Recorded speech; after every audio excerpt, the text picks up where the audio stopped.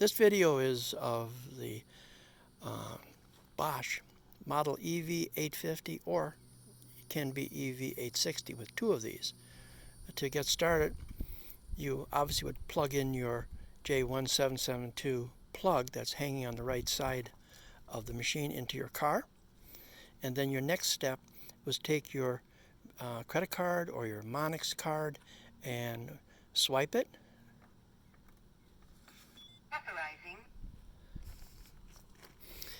It now just turned on and providing electrical power to the Bosch charger.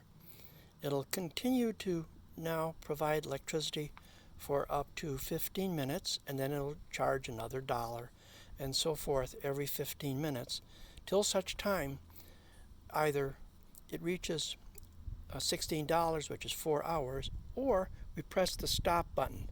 So we press the stop button now. There we go, you got it. And that ends it. Charge was $1, remaining $499 on that card. It's now ready for the next customer. For more information on this, contact XCP Corporation, Brooksville, Florida, or visit our website, www.xcpcorp.com. Thank you.